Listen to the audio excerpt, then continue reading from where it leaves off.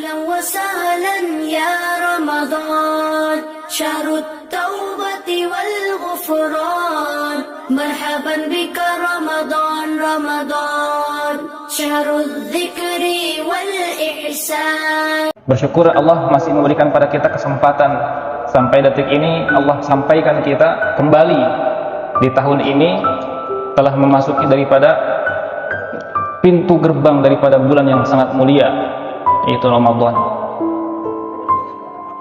Dan bulan ini pun dimuliakan oleh Allah Subhanahu wa taala. Dan di dalam bulan ini pun banyak keistimewaan yang sering dilakukan amalan-amalan oleh baginda kita Muhammad sallallahu alaihi wasallam. Terutama dalam melatih daripada saumnya, puasanya. Dan para alim ulama mengatakan bahwasanya ini Sya'ban sudah di dalam ruang tamu rumah kita, sedangkan Ramadan di depan pintu rumah kita. Maka orang-orang yang bertakwa, orang-orang yang beriman, yang pandai, dia akan pandai dan mempersiapkan daripada penyambutan tamu yang istimewa itu, yakni Ramadan. Jadi Ramadan ini bulan spesial, banyak keistimewaan di dalamnya. Orang-orang yang pandai, dia akan senantiasa mempersiapkan dirinya dari sekarang, dari bulan Rajab, bulan Sya'ban, membenahi daripada segala amalan-amalan yaumiyahnya, amalan sehari-harinya, diperbaiki, dikoreksi, ditingkatkan, melatih untuk menyambut kedatangan Ramadan. Allahu Akbar. Ya, mungkin hari ini Allah masih sayang kepada kita, diberikan kesempatan untuk berjumpa kembali dalam bulan Sya'ban dan Ramadan, dikarenakan kemungkinan besar kita masih banyak dosanya kepada Allah. Ya, sudah barang tentu kita manusia yang dhaif, yang lemah, yang hari-hari mungkin ya mata kita, telinga kita, mulut kita, ya, penglihatan kita, pendengaran kita, bahkan kemaluan kita, wal'iyadzubillah, ya, senantiasa maksiat kepada Allah Subhanahu wa taala. Maka oleh karena itu Allah Subhanahu wa taala masih memberikan kesempatan kepada kita tahun ini berjumpa kembali dengan bulan Sya'ban dan Ramadan insyaallah. Mudah-mudahan Allah berikan umur panjang kepada kita sampai bulan Ramadan. Amin ya rabbal alamin. Karena bulan Ramadan ini adalah bulan yang dinanti-nantikan oleh seluruh penjuru umat muslim di dunia. Bahkan bukan hanya orang Islam saja yang bergembira Pak ketika datangnya Ramadan. Non-muslim pun gembira. Non-muslim pun merasa sangat senang. Bahkan Masya Allah, ada di antara sebagian negara yang mana ketika berbuka puasa mereka pun ikut nimbrung di situ Pak, non-muslim. Saking berkahnya Ramadan, Masya Allah. Maka oleh karena itu Bapak hadirin yang dimana Allah Subhanahu wa taala, hari ini kita masih ada. Sedangkan mungkin di antara keluarga bapak-bapak sekalian, ya, mungkin sanak saudaranya, famili, belum ataupun tidak diberikan kembali oleh Allah kesempatan untuk berjumpa dengan Ramadan. Hari ini kita yang diberikan kesempatan oleh Allah, gunakan sebaik mungkin. Gunakan sebaik mungkin kesempatan yang Allah berikan itu kepada kita. Jangan disia-siakan. Masya Allah, hari ini kita sudah berapa tahun umur? Apakah yakin Ramadan yang tahun kemarin itu sempurna amalan kita? Masya Allah, 20 tahun. Dalam 20 tahun itu usia akil balik kita dipotong. Berapa tahun tuh? Ramadan dijumpakan oleh Allah sehingga amalan kita itu sempurna ketika Ramadan itu. Jangan-jangan amalan kita, Masya Allah, na'udzubillah wal'iyadzubillah, ditolak oleh Allah. Dikarenakan kelalaian dan kesalahan kita juga, bukan daripada orang lain. Ya, hadis Rasulullah SAW yang mafhum, yang masyhur, yang sudah sering kita dengar, rubba sha'imin laisa lahu min siyamihi illa al-ju'i wal 'atash. Masya Allah, kebanyakan di antara orang-orang yang puasa tidak mendapatkan daripada puasanya tersebut dikarenakan apa? kelalaiannya saja, dia hanya mendapatkan haus dan lapar. Dikarenakan apa? Ya lalainya itu pada Allah, tidak menjaga daripada kualitas puasanya. Masya Allah. Maka Bapak hadirin yang dimuliakan Allah Subhanahu wa Ta'ala, ini kesempatan yang berharga, jangan sampai kita sia-siakan. Ya, kita maksimalkan amalan kita. Amalan-amalan di dalam bulan Ramadan itu banyak, Pak. Banyak yang dapat kita lakukan. Memang amalan khususnya adalah puasa. Allah berikan daripada amalan bulan Ramadan khusus, yaitu puasa. Dan karena ini umat khusus, kata Allah dalam Al-Quran apa?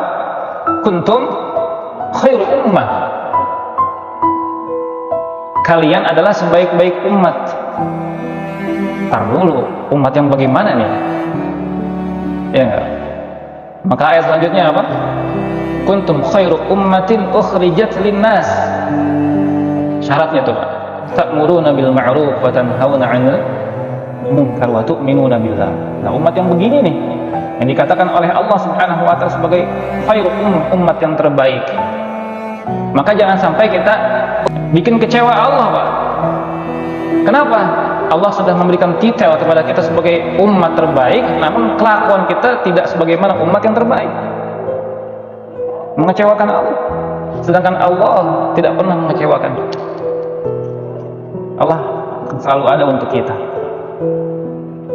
Ya, sezalim-zalimnya umat, seburuk-buruknya kita, masih diberikan rezeki sama Allah, masih diberi nafas sama Allah.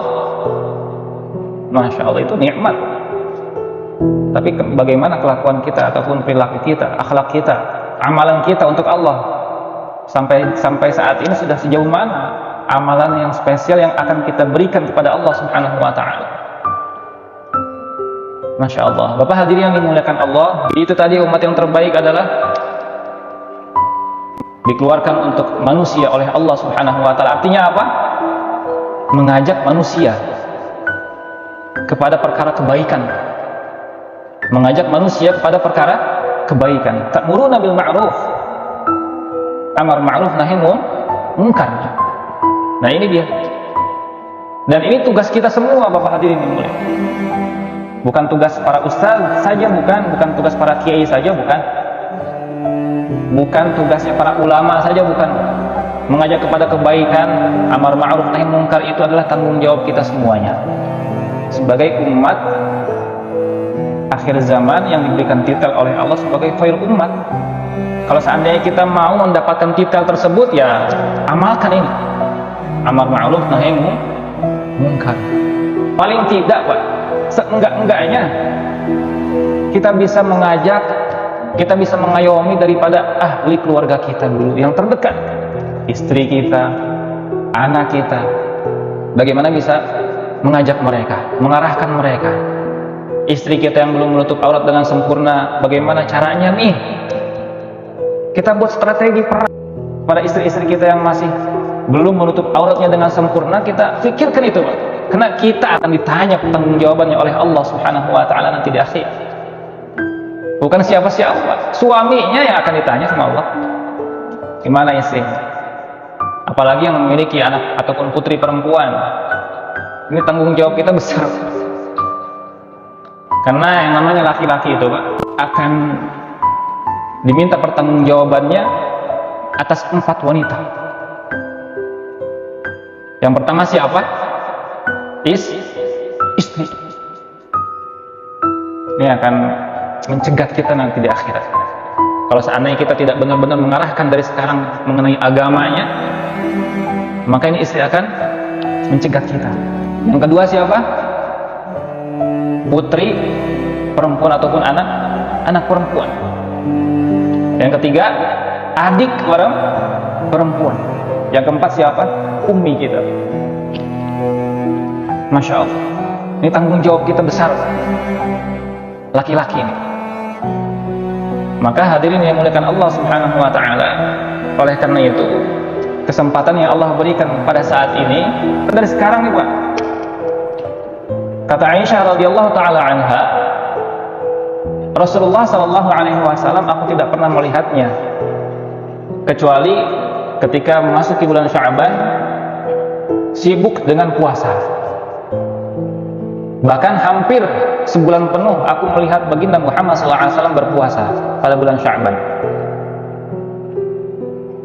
Dalam riwayat lain juga mengatakan bahwasanya Rasulullah SAW ketika memasuki bulan Sya'ban terkadang berpuasa sampai setengah bulan saja, untuk bagaimana menghindari daripada umatnya. Rasulullah mengkhawatirkan umatnya ketika Rasulullah berpuasa sebulan penuh pada bulan Sya'ban dianggap oleh umatnya sebagai perkara yang wajib, padahal itu puasa sunnah saja. Hadirin Bapak yang dimuliakan Allah, ini secara tidak langsung Bapak, Rasulullah SAW membimbing kita, Pak, mengajarkan kepada kita agar bagaimana sebelum memasuki daripada bulan Ramadan ini diri kita ini dilatih dulu, Pak. Jasad badan kita ini, fisik kita, mental kita dilatih pada bulan Sya'ban ini, Pak, agar nanti ketika memasuki bulan Ramadan tidak kaget, Pak. Apalagi yang belum pernah sama sekali berpuasa setahun itu pas 11 bulan, ya, ujuk-ujuk masuk bulan Ramadan diperintahkan berpuasa, kaget tuh. Kadang ada yang jatuh sakit, kadang yang lemas, ya, sampai pucat-pucat karena tidak pernah melatih dirinya selama setahun itu berpuasa. Senin Kamis enggak, apalagi Daud, iya Pak, Ayyamil Bid ditinggalkan, apalagi puasa Rajab dan Sya'ban. Maka ini Rasulullah SAW secara tidak langsung mengajarkan pada umatnya agar melatih diri sebelum memasuki bulan Ramadan di dalam bulan Sya'ban ini untuk berpuasa. Kalau seandainya mampu berpuasa, ingin mengikuti baginda Muhammad SAW, maka dianjurkan berpuasa jangan sampai 30 hari ataupun 1 bulan full. Sisakan 2 hari sebelum Ramadan, 2 hari sebelum Ramadan, untuk bagaimana membedakan dengan puasa wajib. Masya Allah. Bapak hadirin yang dimuliakan Allah Subhanahu wa Ta'ala, seandainya kita memiliki kekuatan pun, maka kita dianjurkan merangkul anak istri kita untuk sama-sama berpuasa, untuk sama-sama berpuasa. Latih anak kita, terutama nih Pak yang masih pada kecil, ya. Anak-anak kecil nih Pak perlu dilatih, mereka itu dibimbing, diarahkan, terutama sebelum memasuki Ramadan. Itu dilatihnya dari sekarang nih, dari bulan Sya'ban, bukan ketika memasuki Ramadan baru dilatih. Syukur-syukur nanti ketika memasuki bulan Ramadan mereka sudah terbiasa sehingga bisa full puasanya. Ya, anak-anak kecil kita Pak perlu dilatih, ya. Kita berikan hadiah, iming-imingin hadiah, itu penting Pak. Itu anak-anak tuh biasanya suka semangat seperti itu, terutama anak-anak yang masih ya seusia SD, kelas 3, kelas 4, kelas 5, kelas 6, bahkan dari kelas 1 pun sudah bisa dilatih sebenarnya. Dulu saya pun kelas 1 sudah mulai latih puasa, diarahkan oleh orang tua, diiming-imingin, diberikan hadiah. Kalau bisa sampai puasa sampai maghrib diberikan apa. Ya mungkin pertama kali mereka belum puas sampai maghrib, nggak apa-apa Pak, sampai zuhur dulu, ya, sampai zuhur dilatih anak-anak kita. Sudah puas sampai zuhur diberikan hadiah, semangat lagi tuh mereka biasanya. Kalau besok kamu bisa puasa sampai asar, hadiahnya lebih besar lagi, wah semangat lagi mereka. Seperti itu anak-anak kita itu perlu dilatih. Maka itu Rasulullah SAW secara tidak langsung mengajarkan kepada umatnya, tidak terkecuali kepada anak-anak, bukan hanya untuk orang tuanya saja, tidak terkecuali untuk anak-anak juga. Maka Bapak hadirin yang dimuliakan Allah, ketika memasuki bulan Ramadan, amalan-amalan yang harus kita lakukan sesering mungkin, sebanyak mungkin, selain daripada puasa, karena itu amalan khususnya puasa ya. Amalannya itu adalah memperbanyak baca Al-Quran Pak.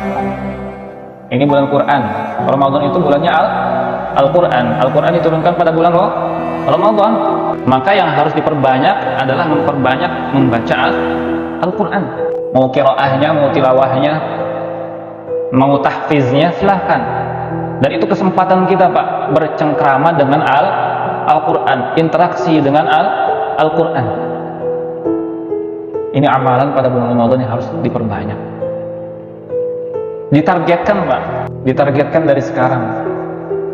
Al-Quran ini harus khatam pada bulan Ramadan. Yang sudah biasa khatam, diusahakan khatam bisa 2 kali. Yang sudah biasa khatam 2 kali bisa 3 kali. Yang sudah biasa khatam 3 kali bisa 4 kali. Dengan seperti itu, nanti setiap tahunnya itu akan ada peningkatan. Itulah yang dinamakan dengan istiqomah. Jadi istiqomah itu bukan hanya continue amalan seperti itu aja.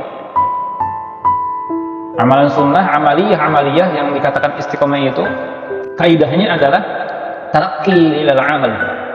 Ada peningkatan dalam setiap amalnya. Sebagaimana, Pak, anak-anak ketika sekolah di SD ada tingkatan-tingkatannya, Pak. 1, kelas 2, kelas 3, kelas 4, kelas 5. Ketika ditanya oleh seorang temannya si anak ini, kamu naik kelas enggak? Alhamdulillah naik kelas. Sekarang sudah kelas 3. Tahun depan ditanya lagi, kamu naik kelas enggak? Alhamdulillah, sama istiqomah katanya. Masih kelas 3. Ditanya tahun depan lagi, kamu naik kelas? Istiqomah, saya masih kelas 3. Nah, istiqomah bukan seperti itu. Yang namanya istiqomah itu tarakki ilal amal. Ada peningkatan dalam setiap amalan. Maka seperti itu kita targetkan tuh mengenai tadarus ataupun qiraah Al-Qur'annya. Yang sudah biasa khatam 1 kali, targetkan bisa 2 kali. Nggak bisa 2 kali ya 1 kali setengah lah. Seperti itu.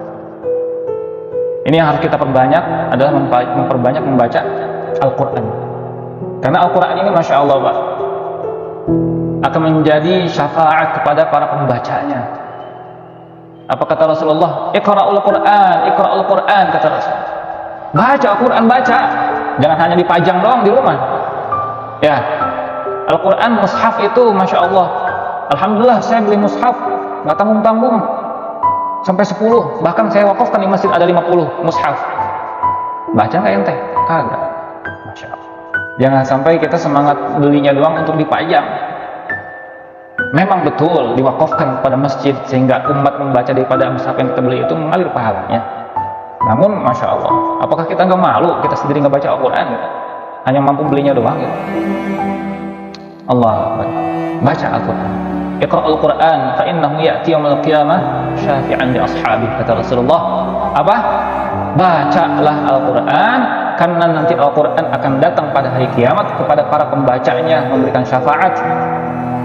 Memberikan syafaat kepada para pembacanya. Di ashabi di sini ulama menyampaikan ada sebagian mereka berpendapat adalah orang-orang yang menghafal Al-Quran, yang senantiasa bercengkrama hari-hari dengan Al-Quran. Maka itu Al-Quran menjadi syafaat bagi. Masya Allah. Allahu Akbar. Kemudian amalan apalagi yang harus diperbanyak di dalam bulan Ramadan dalam Al-Quran, dikarenakan Ramadan itu adalah bulannya penggojlokan, ya, di samping pelebur dosa pun penggojlokan daripada orang-orang beriman agar menjadi bertakwa kepada Allah Subhanahu wa Ta'ala. Karena ujung dan bagaimana maksud daripada tujuan puasa adalah la'allakum tattaqun. Maka amalan orang-orang yang bertakwa dalam Al-Quran adalah alladzina yu'minuna bil ghaib wa yuqimuna shalah wa yu'tuz zakah. Beriman kepada perkara yang gaib, kemudian apa? Wa yuqimuna shalah wa yu'tuz zakah. Perbanyak daripada salat sunnah kita. Salat sunnahnya kita tingkatkan. Di samping daripada salat fardu kita, kemudian rawatib kita pun dengan sunnah-sunnah yang lain kita tingkatkan. Dan ini kesempatan besar, Pak. Karena apa? Kita sudah ketahui bersama, Ramadan setiap amalan yang baik akan dilipat gandakan oleh Allah Subhanahu wa Ta'ala. Maka disinilah mulai panen kita nih. Alhamdulillah, bersyukur, mudah-mudahan Allah sampaikan sampai Ramadan kita. Amin ya rabbal alamin. Kita tingkatkan daripada sunnah daripada sholat sunnah kita. Mulai tahajudnya, mulai qiyamul lailnya, mulai duhanya, dari hajatnya, dari tasbihnya, dari istikharahnya, ya, dari awabinnya, itu kita tingkatkan semuanya Pak, soal sunnahnya.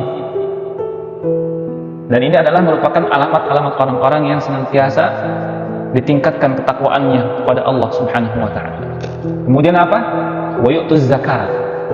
Jangan lupa ya, sebelum kita zakat, pada nanti sebelum hari Idul Fitrinya, kita latih terlebih dahulu sering bersedekah, infak. Dan itu pun kita tingkatkan. Nggak punya uang, jangan lihat materinya Pak. Yang namanya sedekah bisa dari mana saja, bukan hanya dengan uang.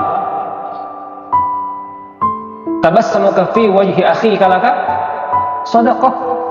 Nggak punya duit, nggak punya materi, nggak punya beras, nggak punya kue, nggak bisa sedekah. Kata siapa? Apa kata Rasulullah? Senyummu di hadapan saudaramu adalah sedekah.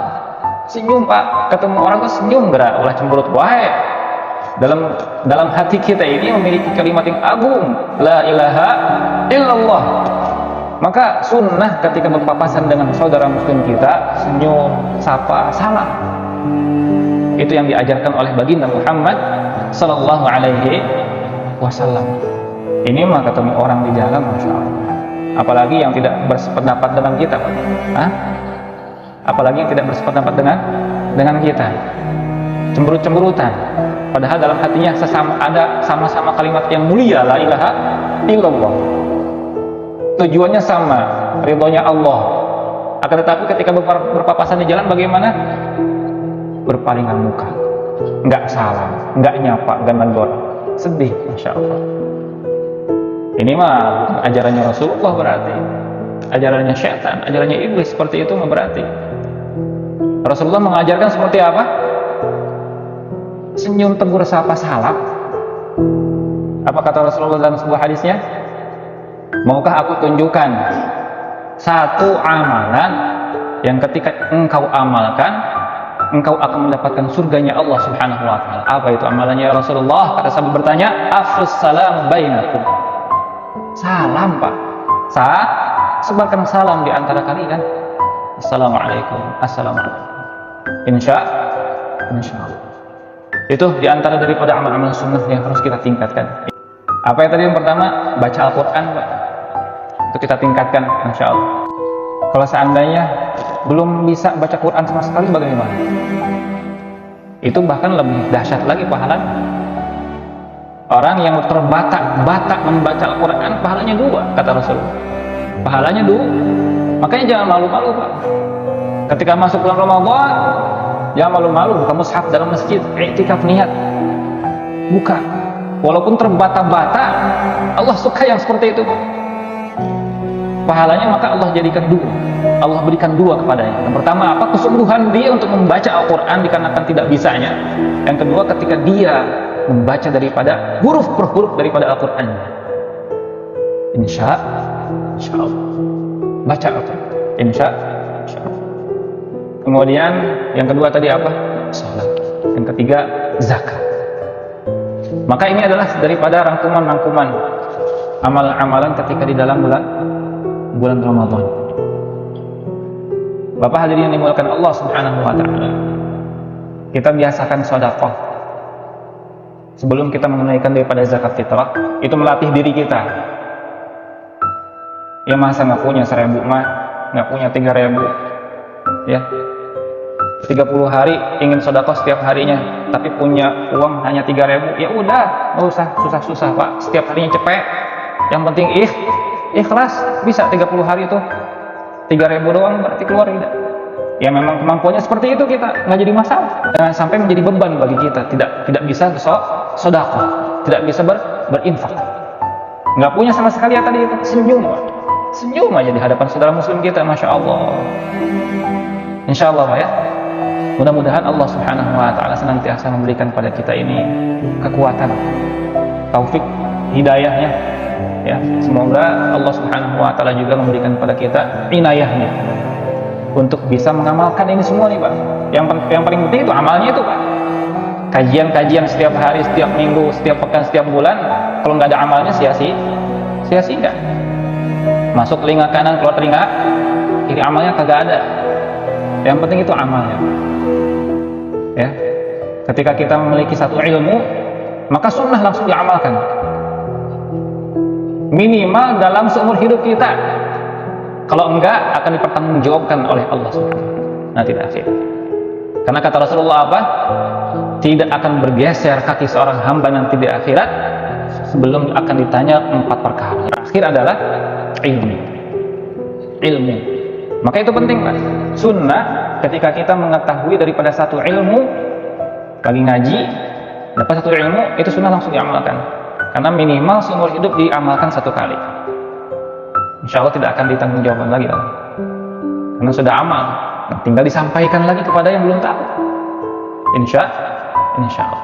Ya, mudah-mudahan apa yang saya sampaikan bermanfaat, khususnya buat saya pribadi dan umumnya untuk bapak-bapak sekalian yang ada di sini.